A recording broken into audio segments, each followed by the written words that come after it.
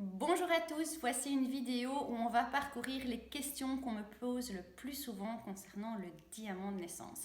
Alors, j'ai pris mon cahier, comme ça j'ai noté les questions dedans parce qu'il est possible que j'en oublie. Donc voilà, si vous me voyez à certains moments, regardez en bas, c'est juste que je vérifie que effectivement j'ai bien répondu à toutes les questions. Alors la première question qui revient souvent, c'est sur quoi se base le diamant de naissance? Alors le diamant de naissance, il va se baser sur votre nom, votre prénom et votre date de naissance. Donc au niveau du prénom, on va utiliser votre prénom usuel, c'est-à-dire celui qu'on utilise au quotidien. Donc si vous avez sur votre carte d'identité 1, 2, 3 prénoms, on utilise vraiment celui avec lequel on vous appelle au quotidien. Donc en gros, votre premier prénom. Et on n'utilise pas des diminutifs ou quoi, on utilise vraiment votre premier prénom complet. Au niveau du nom, si vous êtes un garçon, a priori, il n'y a pas d'hésitation. Si vous êtes une femme, vous pouvez choisir entre votre nom de jeune fille et votre nom de femme mariée. Dans le cas où vous êtes mariée, évidemment. Alors, je vais être honnête avec vous, toutes les personnes, toutes les femmes qui ont fait leur diamant avec moi jusqu'à présent ont choisi leur nom de jeune fille.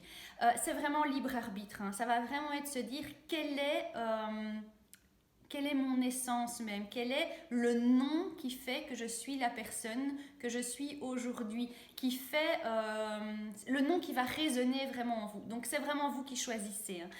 Il peut se poser aussi, vous pouvez vous poser la question également en cas d'adoption, si vous avez changé de nom, etc. Et là c'est vraiment, comme je dis, libre arbitre. C'est vous qui choisissez le nom avec lequel le diamant va être fait. Donc ça c'est la première question.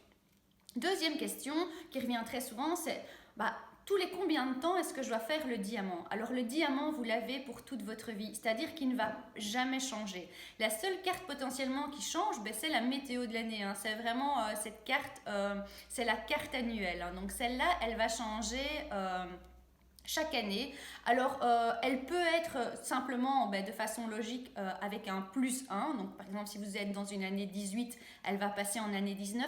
Mais c'est pas tout le temps comme ça. Donc, voilà, moi, ce que je dis toujours, c'est une fois qu'on change d'année, n'hésitez pas non plus à me recontacter et on regarde un petit peu ensemble la météo de l'année. Ça, c'est sympa. Mais tout le reste, les maisons ne vont pas changer. Alors, sauf exception, évidemment, si vous dites, ok, là, aujourd'hui, je vais faire mon diamant avec mon nom de jeune fille et puis vous vous mariez et vous dites finalement je me retrouve mieux dans mon nom de femme mariée, là effectivement ça va changer. Inversement, et ça évidemment je ne vous le souhaite pas, si vous faites votre diamant avec votre nom de femme mariée et que pour une raison ou une autre vous venez à divorcer, oui, votre diamant va changer puisque vous reprenez votre nom de jeune fille. Donc voilà, ça c'est vraiment on va dire les cas où le diamant peut changer. Alors dans les autres questions, quelles sont les modalités pour le diamant? Alors là, toutes les modalités pour le diamant, elles sont sur mon site internet. Donc vous avez, n'hésitez pas à aller sur mukaitcoaching.be. Vous avez combien de temps ça dure, les prix, etc. Donc là, tout est vraiment détaillé et vous avez accès à toutes les informations. Une autre question qui revient assez souvent, c'est est-ce que le diamant est divinatoire? Est-ce qu'il prédit l'avenir? Pas du tout. Donc le diamant de naissance, c'est pas du tout un outil divinatoire.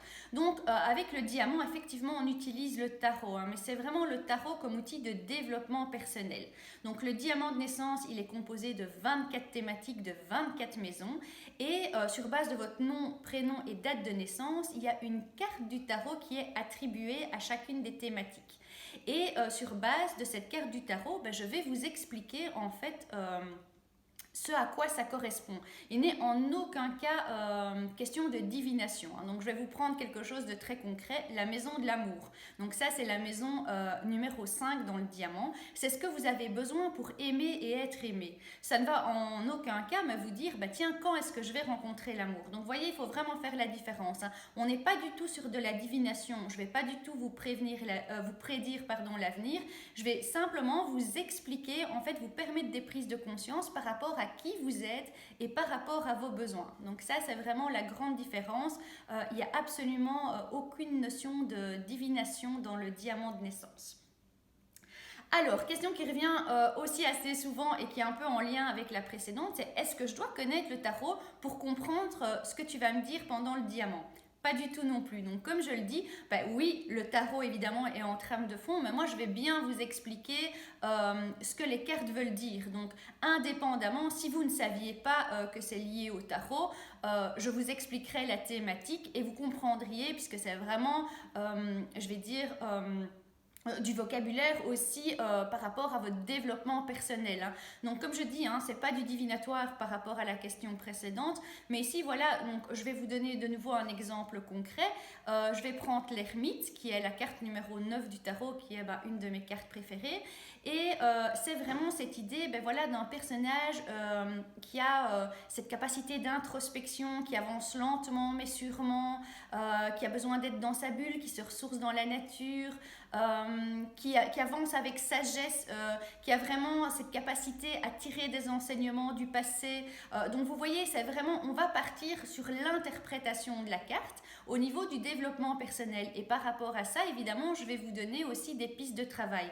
Un autre exemple, si on a une carte qui vous dit vraiment il faut être dans l'instant présent, je vais aussi vous expliquer comment vous pouvez être dans l'instant présent. Je vais vous conseiller des lectures, etc. Donc vous voyez, on va utiliser en fait la carte du tarot pour vous aider à cheminer par rapport aux thématiques qui sont développées.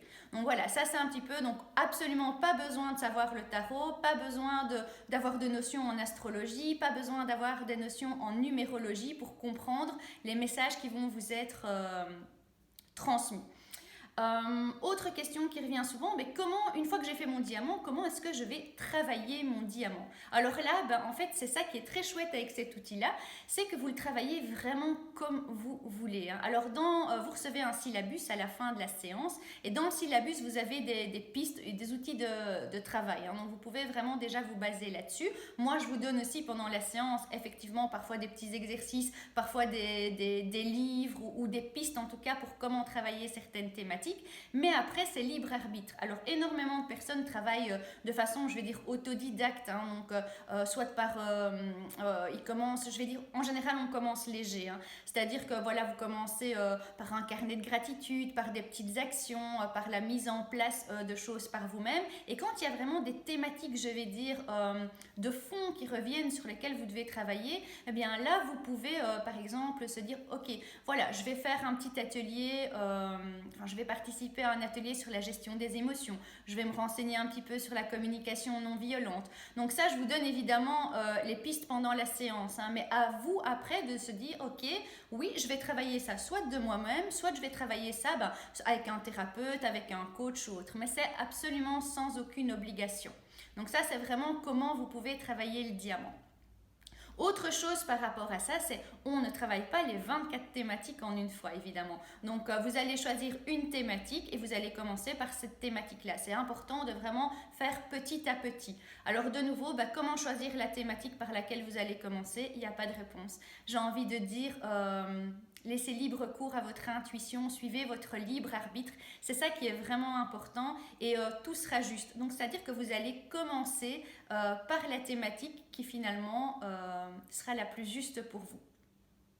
Donc voilà, ça c'est globalement les questions qui reviennent le plus souvent. Donc j'espère que ça peut vous aider, que ça répond à vos interrogations. Si vous avez d'autres questions par rapport au diamant, n'hésitez pas à me contacter via la page Facebook Mookaïd Coaching et je vous répondrai bien évidemment avec grand plaisir. Je vous souhaite une très belle journée et à très vite.